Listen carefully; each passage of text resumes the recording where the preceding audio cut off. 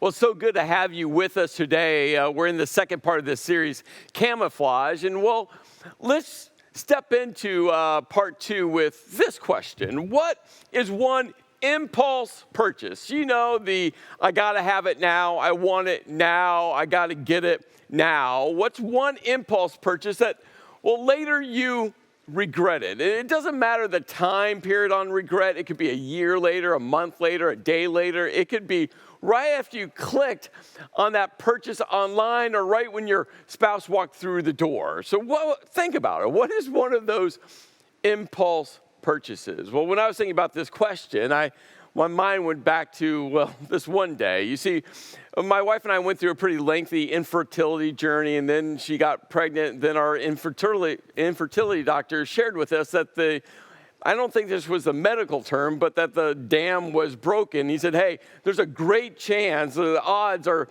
in your favor to have twins next. And we did not want twins. So we decided for me to have a procedure.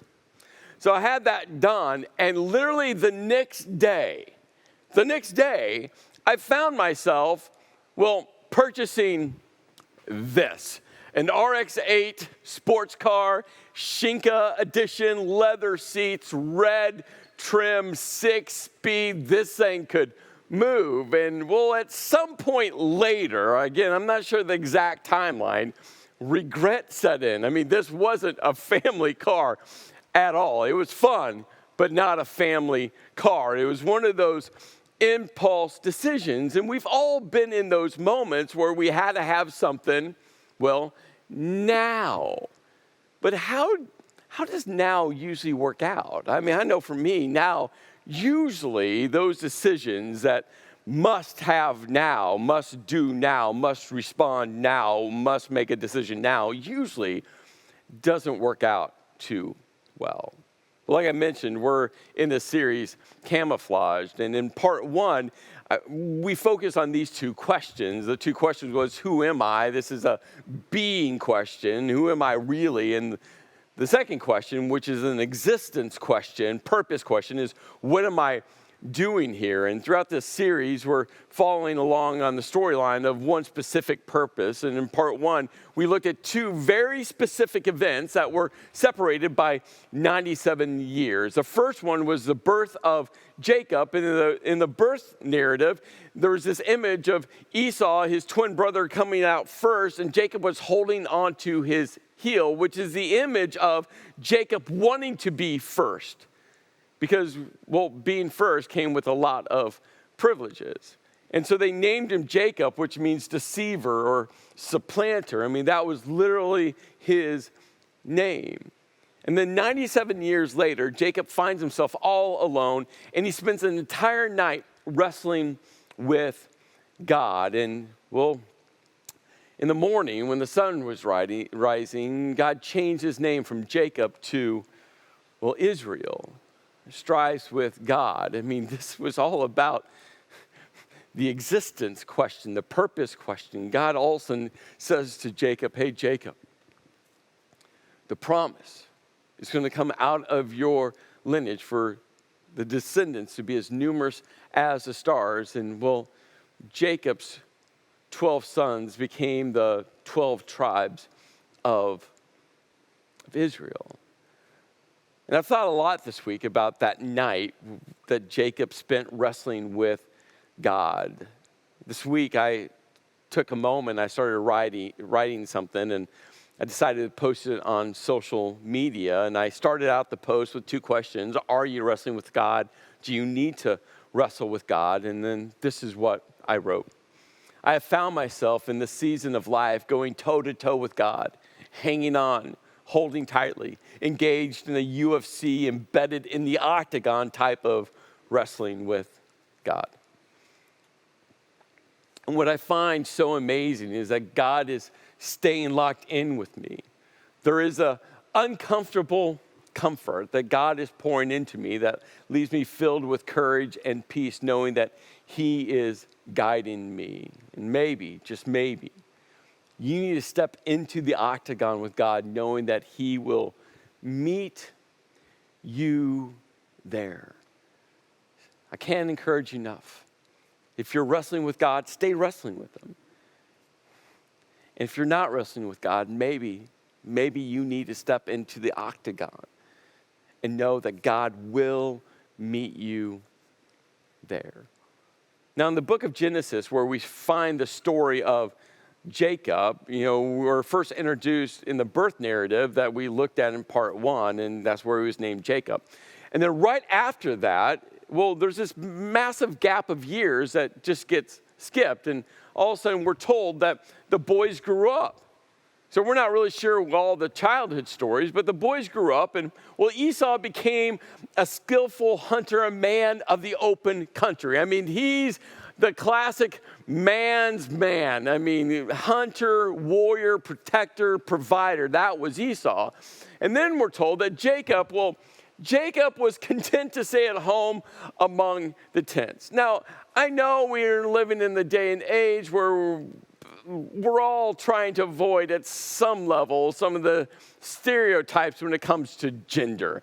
And I don't want to offend anyone, so no, that's not my heart. But thousands of years ago, there were gender stereotypes were everywhere. So I started thinking about, how could I share about how vastly different Jacob and Esau were hopefully without offending anyone. And then I thought, Disney movies. You gotta love Disney movies. So I started thinking through Disney movies, like take Beauty and the Beast. It'd be like Esau was Gaston and Jacob was Chip, right? Like that's how different these two sons were. Or take Frozen.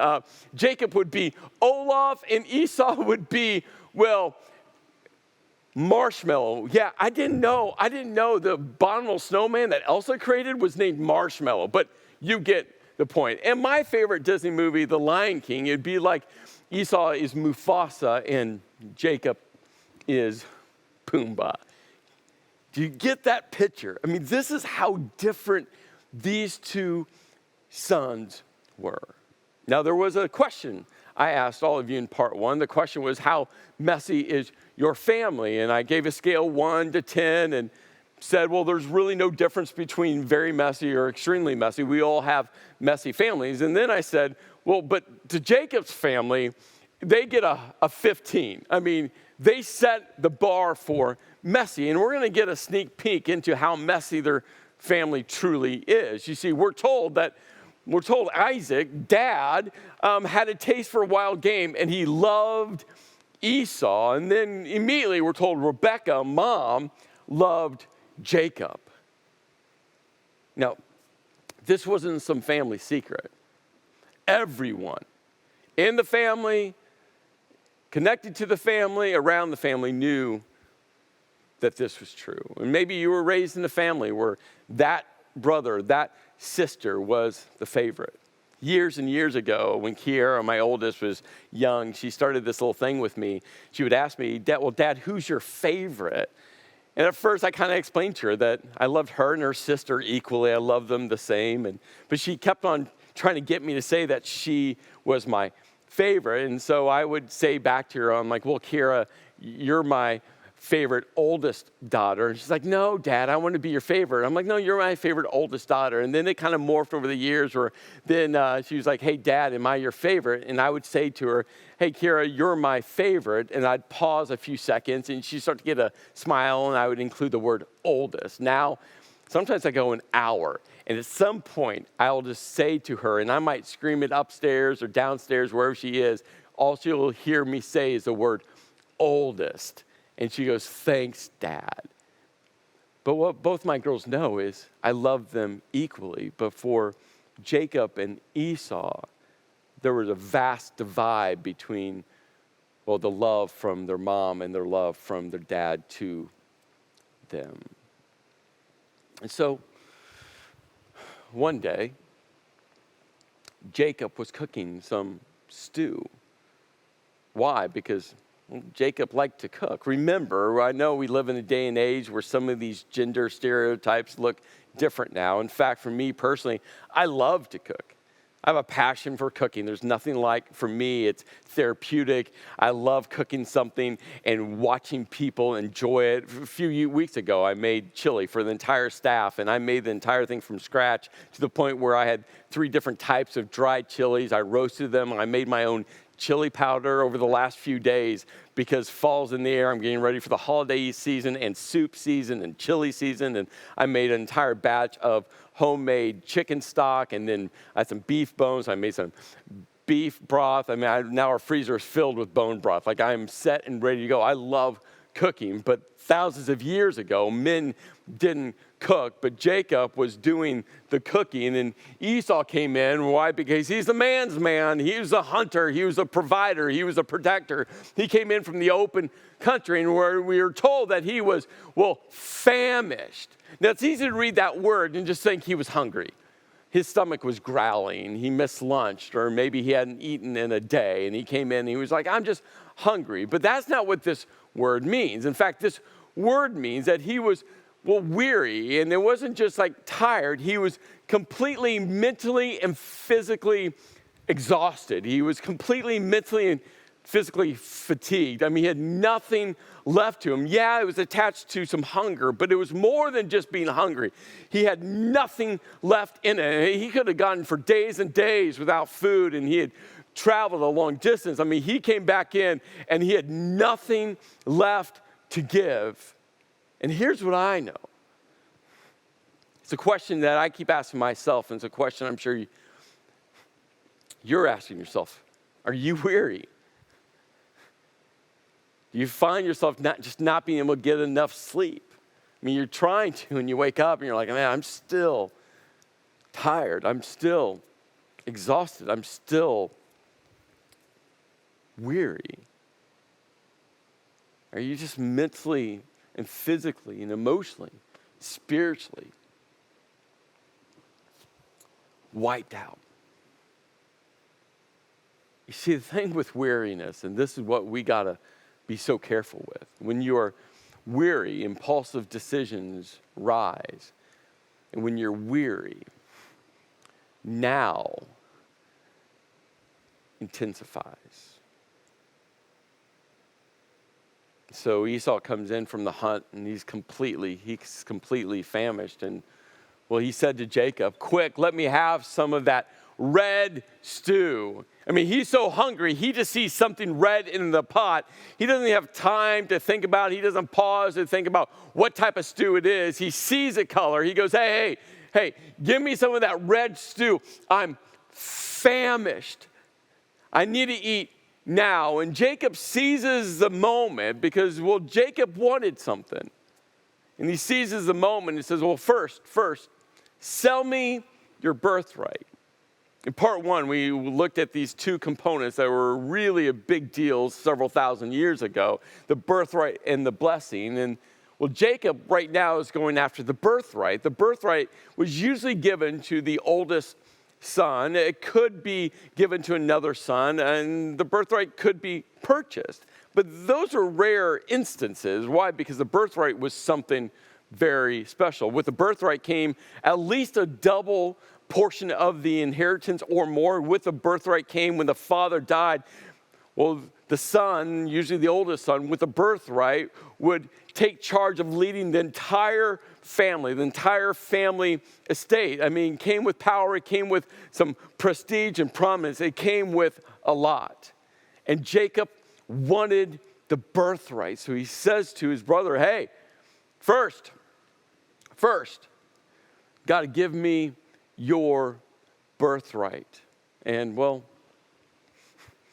Esau goes, look, I'm about to die. And what good is the birthright to me? Remember now? When you're weary, the impulse rises. When you're weary, now intensifies. And Esau is completely emotionally, physically, mentally void. And he's like, what's good is my birthright? I want the stew now. for all of us. We're in a season where our emotional, mental epicenter is just upside down. Do you feel it? I mean, all of your emotions are out of whack. They're kind of just off kilter. You're trying to process what you're feeling, what you're sensing. And well, I find myself going to my wife a lot, just going, I feel this, I'm processing this. I just don't even know what to do with it. Like, I've been finding myself more and more just recognizing the fact that what we have come through has thrown all of us off kilter. All of our emotions are upside down. Recently, I read this article, and there's a famous director. He actually produced the classic documentary. It was titled Civil War, and his name is Ken Burns, and he was on this podcast. And in the podcast, he was sharing about what everyone has gone through over the last 18 plus months. But then he said something that just, man, it stopped me in my tracks. He said, everything we have gone throughout this COVID season, he goes, has the same intensity, the same impact.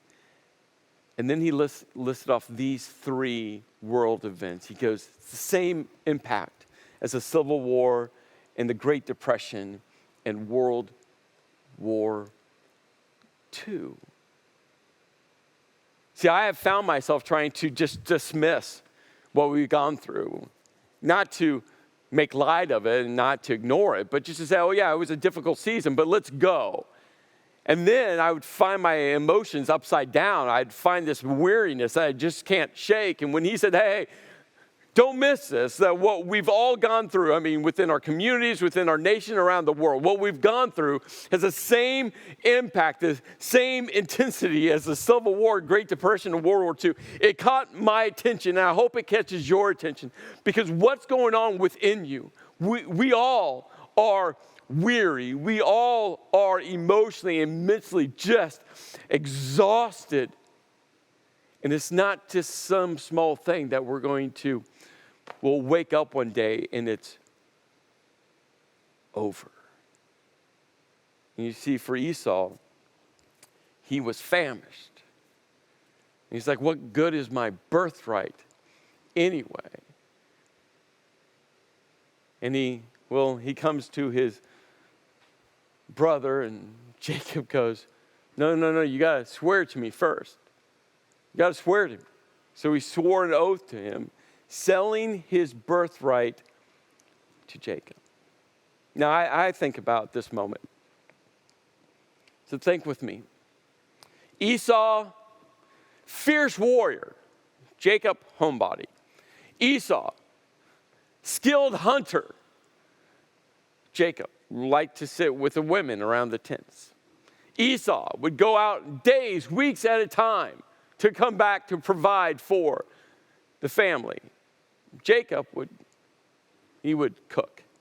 What stopped Esau, the man's man, what stopped Esau from just walking up to Jacob and taking the stew for himself? Think about that. Because I sat there thinking about that. It's like, what stopped him from just taking stew? What stopped him from pulling out his sword and saying, no, now? I mean, this difference between Jacob and Esau, it would be like if the UFC all of a sudden said, we're having a special octagon fight between Martha Stewart and Conor McGregor. I mean, that's Jacob and Esau. And it would not matter how famished Conor McGregor is. It wouldn't matter how weak he was. I mean, it's Conor McGregor versus Martha Stewart. What would have stopped Esau from just coming up and taking what he wanted? You see, remember now, when you're weary, when you're famished, when emotionally, mentally, you are void, our impulse rises. When you're weary, now intensifies. Are you trading the future for now? Are you trading the future for an impulse decision now?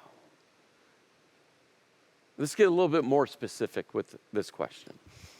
Are you trading your financial freedom for what you want now?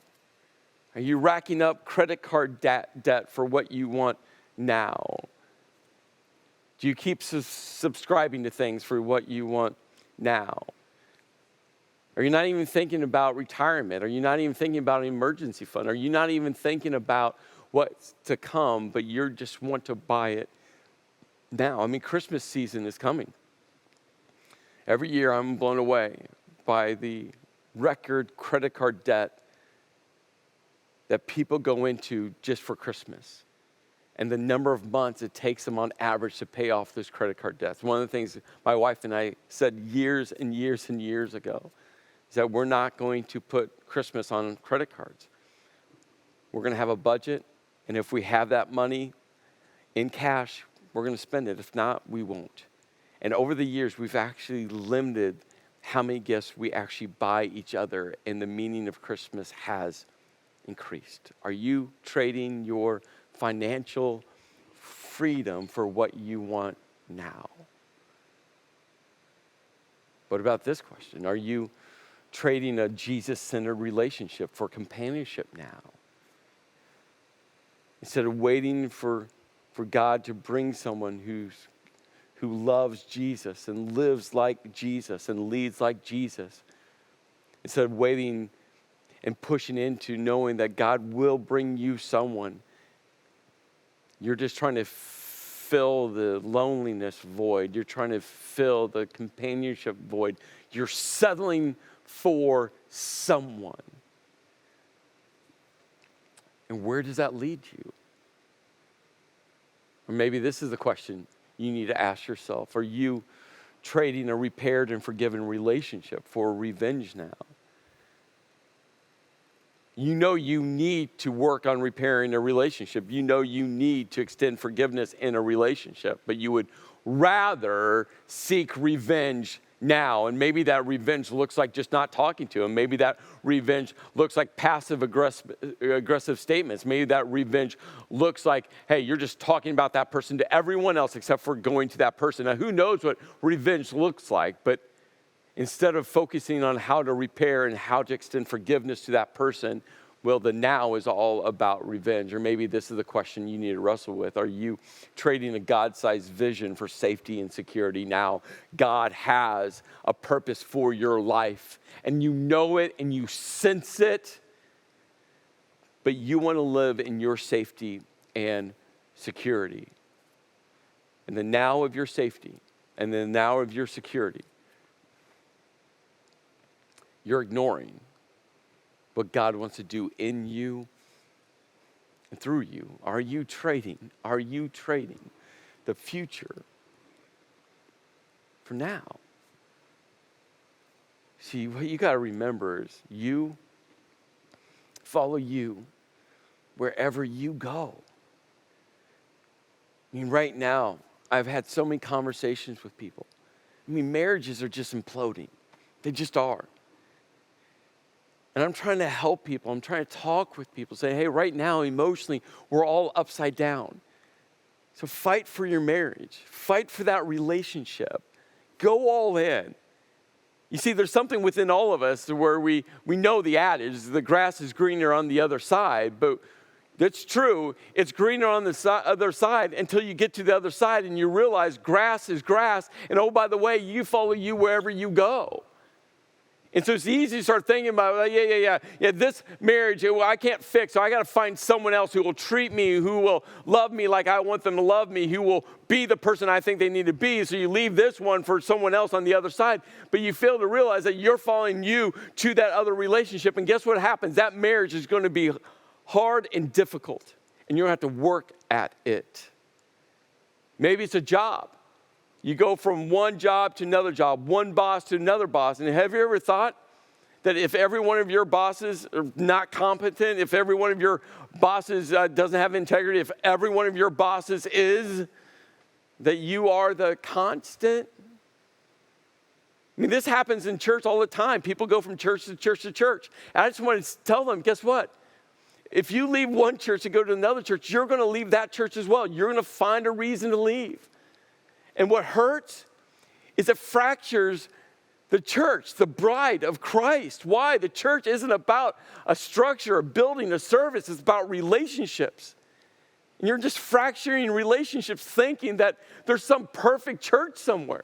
Instead of just sinking in and saying, hey, I'm committed to work with, to lead with, to be part of. Just recognize that emotionally, you're flipped upside down. I am right now. And that when you're weary, the impulse starts to rise. When you're weary, now intensifies. So maybe, just maybe, there's a list of decisions you should just slow down. Maybe, just maybe, there's a list of decisions that you just need to push pause on. Maybe, just maybe, you need to recognize that emotionally, maybe now is not the time for a life-altering decision. But for Esau, he wanted stew now. And he said, what's good is my birthright. So Jacob gave Esau some bread and some lentil stew. He ate and drank, then got up. I asked myself, do you think he even enjoyed the stew? Do you think he enjoyed sitting there eating it? And then he got up, and we're told that he despised his birthright. That he despised it.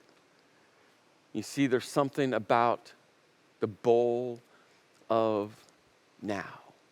And the bowl of now is not just attached to Jacob and Esau. In fact, in Luke chapter 4, there's this moment where Jesus was preparing for his public ministry. And we're told that God, the Spirit, led him into the desert where he was tested. We're told that the devil, and whenever you hear the word devil, maybe you get this image in your mind of some red-faced, horned creature. And that's not what the word devil meant. The word devil means slanderer, defamer, accuser. And there was some person, some voice, that was trying to whisper in Jesus' ear. And 3 different times that's recorded, Jesus was offered a bowl of now. The first one that, this devil said to Jesus, like, hey, you're hungry because Jesus has gone 40 days without food. I mean, he is famished. He says, hey, why don't you turn these rocks into bread? What he was saying to Jesus, like, hey, use your power for yourself. And Jesus said, no, man must not live by bread alone. What Jesus was saying was like, hey, I'm going to trust God to provide. I'm not going to use my power to turn rocks into bread. I'm going to trust that God will provide for me. Then this slanderer, this defamer, this accuser, this devil took Jesus up to a high point and said, hey, all of this can be yours if you just bow down and worship me. And what he was saying was, hey, Jesus, you don't have to go through the suffering part of your journey. You don't have to go through all the heartache. You don't have to go through dying. You don't have to go through any of this. Just worship me and it can all be yours. In fact, this slanderer, this accuser actually started to quote scripture to Jesus. And Jesus came back to him like, no. It's clear to worship God alone and serve him alone. And Jesus is saying, hey, what I must go through, I'm going to go through. And the third bowl of now is this devil, this accuser, this slanderer took Jesus to the top of the temple and said, hey, why don't you just throw yourself off and see if God's angels will save you, will catch you, will rescue you. What this devil, this accuser was saying was, hey, why don't you test God? Why don't you test God? See if he'll really show up. See if he really will do. And Jesus came back. And in fact, this devil had quoted 2 verses from Psalm chapter 91, but what this accuser, this devil, forgot was verses 9 and 10. And Jesus is like, no. I'm not going to test God. I'm going to trust God. See, ultimately, are you going to trust God? In the now, are you going to trust God to lead you? My encouragement for every one of you, including myself, is to resist the bowl of now for God's perfect future. And notice I didn't write, resist the bowl of now for your preferred future. You see, maybe God is leading you through something that he wants you to go through. Maybe he wants you to go through a valley for you, but also maybe he wants you to go through the valley for someone else. You see, when you trust God, you say to God, hey, God, no matter what you bring my way, whether I like it or not, I'm going to trust you because, God, I know you want best for me, and I trust that your plan is perfect. My encouragement for every one of you, pay attention to the upside down emotional nature within you right now. Lean into God. Lean into him. Trust that he will guide you every step of the way. Let's pray. Lord, I just ask that we will resist the bowl of now, and that we'll trust you. That we'll recognize the fact that emotionally, mentally, we are all upside down. But God, know that you are doing something significant in us and through us. So may we lean into you, and may we trust you. In your name I pray. Amen.